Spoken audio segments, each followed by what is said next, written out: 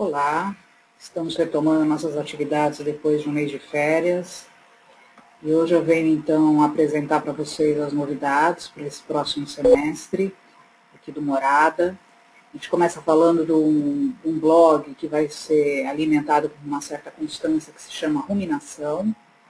É um blog com, na verdade, pensamentos, reflexões a partir do viés do Nietzsche.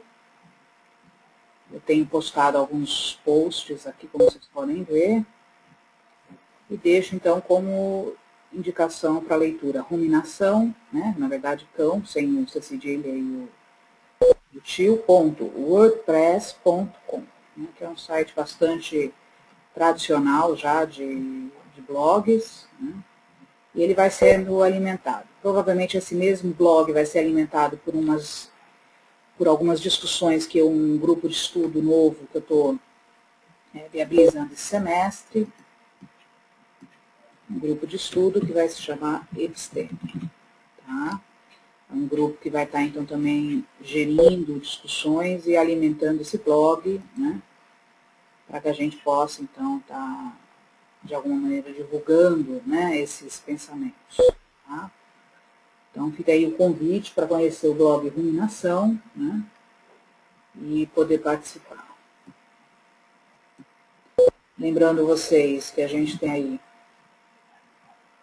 o nosso canal do YouTube, do Morada Acadêmica, né, que então a partir desse momento começa a ser retroalimentado de novo, né, com esses vídeos, e contando com a participação de vocês, além, né, do nosso site tradicional, moradapsi.com.br. A gente mudou um pouco aqui o layout, como vocês podem ver. Tá? Então a gente tem aí uma página de apresentação, a nossa loja virtual, com os DVDs dos nossos eventos, né, já com o último DVD sobre semiótica. Tá? Quem quiser pode estar me mandando um e-mail ou mandando um e-mail para o próprio site do Morada, moradapsi@moradapsi.com.br. Tá bom? Então deixo de início esses convites e aguardo as suas contribuições aí. Um abraço.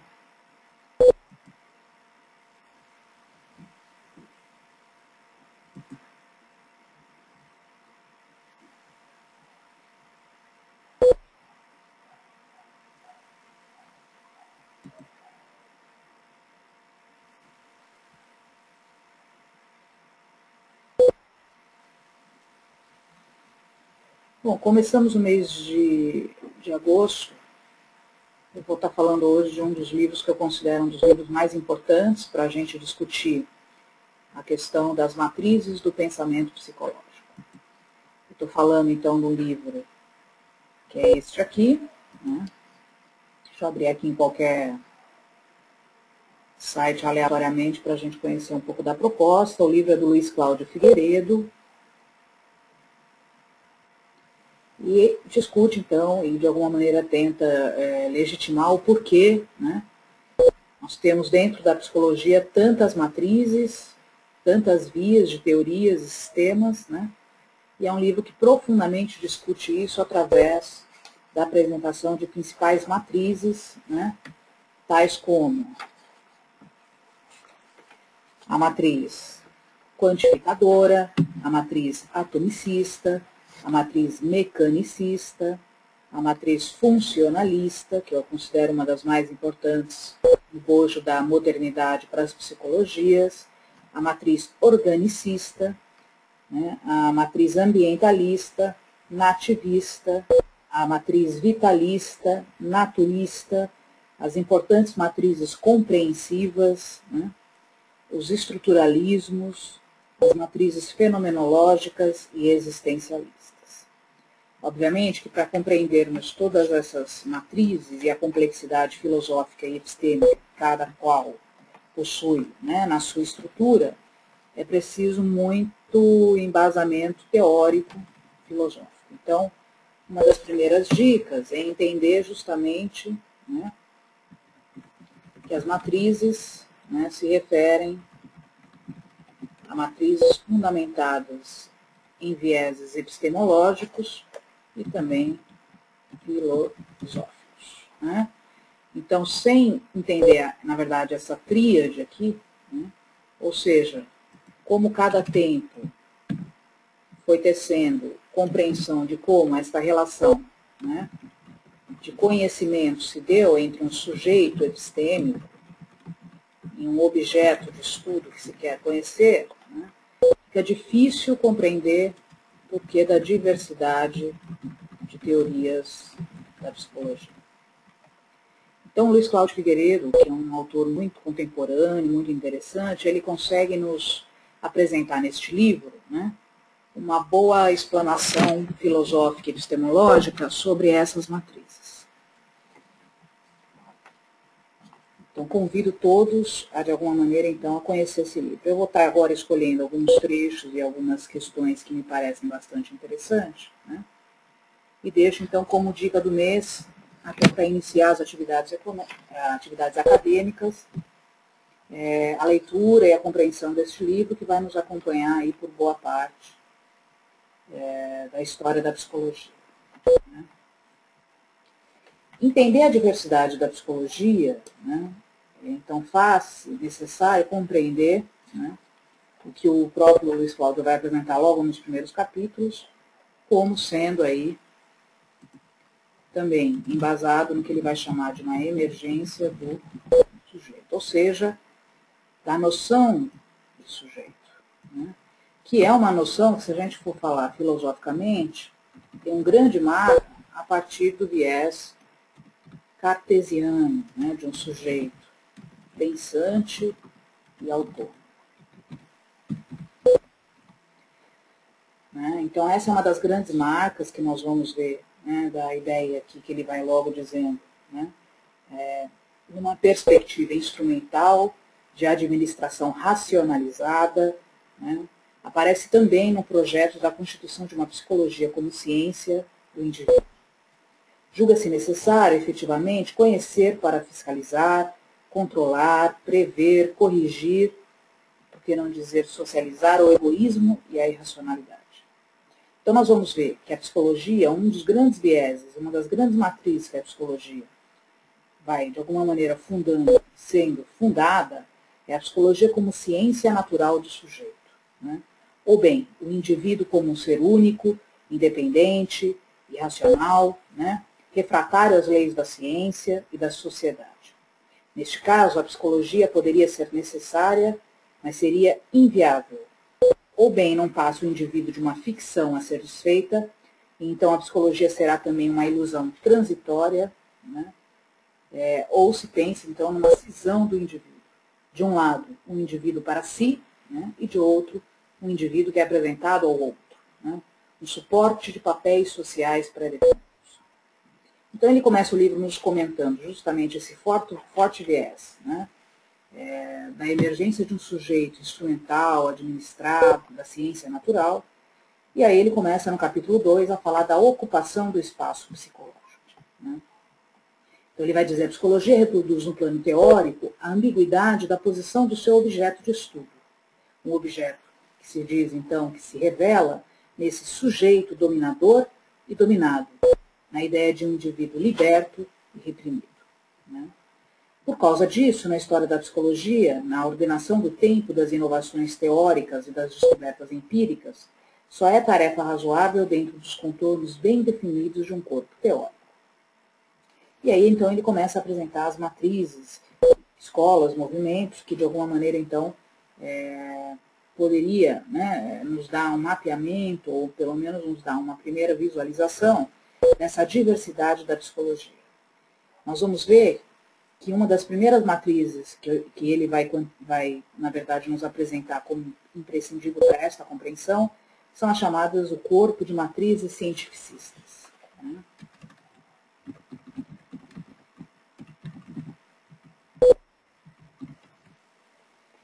Que ele vai dizer, então, que pode ser, de alguma maneira, decomposta, né, essa matriz cientificista em algumas outras, tais como a quantificadora, né. Então, vamos usar esta para, de alguma maneira, então, conhecer um pouco desta obra do próprio Luiz Cláudio, que ele diz, A matriz quantificadora é a matriz que define a natureza dos objetivos e procedimentos de uma prática teórica como sendo realmente científico, e suas marcas estão presentes em todas as tentativas de se fazer da psicologia uma ciência natural. A matriz orienta o pesquisador para a busca da ordem natural. Então, esse é um dos grandes traços dessas psicologias, da ordem natural dos fenômenos psicológicos e comportamentais na forma de classificação e leis gerais com caráter preditivo. Então, a gente tem classificação do fenômeno psicológico, a busca por leis, a busca por previsão desses fenômenos. Um exemplo dessa matriz cientificista, por exemplo, no behaviorismo, né, metodológico de Watson. Nós teríamos, por exemplo, nessa via do behaviorismo, essa busca, né, por esta ordem natural, por leis, né, por exemplo, leis comportamentais, né, a manipulação experimental. Então, estou dando um exemplo agora muito específico, mas que vai, então, nos contando, né, como o Luiz Cláudio vai trabalhando com essas matrizes. Por exemplo, dentro da matriz cientificista, nós teríamos ainda a matriz atomicista e a matriz mecanicista. Importante a gente perceber que a própria nomenclatura dessas matrizes remetem, né, a uma visão filosófica, epistêmica. Então, quando a gente fala do mecanicismo, por exemplo, nós estamos falando justamente, né, de um viés filosófico marcadamente anunciado e trabalhado pelo próprio Descartes. Né? Então, fica importante explicar que cada matriz dessa tem que ser entendida profundamente dentro de uma visão filosófica. Não dá simplesmente para nós passarmos os olhos, né, num livro como esse, que é tão complexo como o do Luiz Cláudio, sem nos ater a uma compreensão filosófica um pouco mais profunda. Né? Então, ler o que é o cartesianismo, né? A própria história da ciência é uma coisa interessante. Ele mesmo, no seu preâmbulo no livro, vai falar disso, né? Da própria questão de como as pessoas vão trabalhando com a filosofia da ciência no século XX, né? Então ele apresenta isso na página 14, por exemplo, e vai falar um pouco desse trâmite, né? E aí fica a dica, então, desse mês para início, né, das atividades acadêmicas, a leitura desse livro, que é um livro bastante importante, né, que vai nos apresentando, então, essa diversidade, né, da psicologia, né, dentro de uma obra bastante completa e profunda, que pode ser e pode nos servir aí bastante, né, para polemizar e compreender essa diversidade da própria história da ciência psicológica. Bom, e aí para terminar então as reflexões dos dias de hoje, no dia 24 de julho, eu escolhi dois aforismos aqui do Nietzsche, num Humano Demasiado Humano.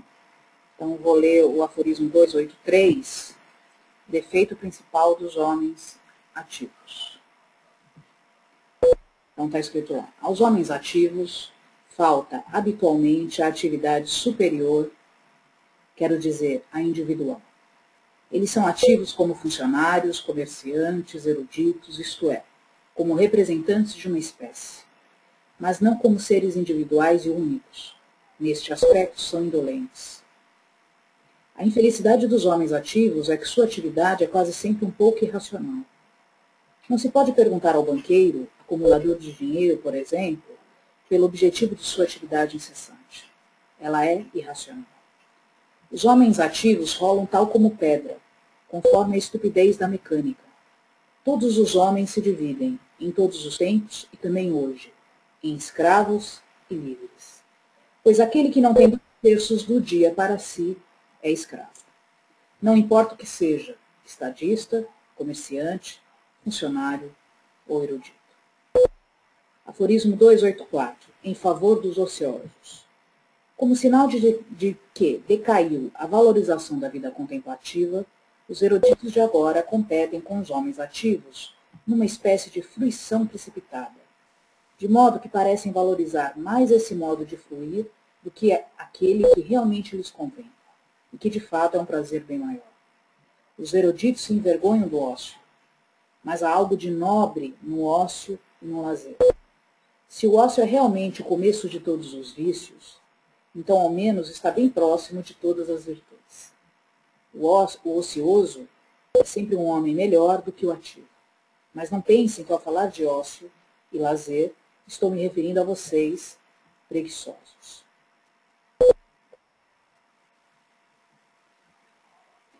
Eu gostei de fechar com esses dois aforismos, porque isso nos faz pensar um pouco no mundo de hoje, em que não podemos nunca parar, né?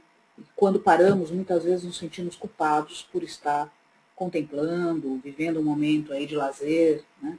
Então eu fecho a reflexão do dia de hoje, nesse final de férias, deixando um pouco dessa contribuição da ideia do ócio criativo e saudável que o próprio Nietzsche nos deixa, desejando a todos vocês aí um final de férias, né,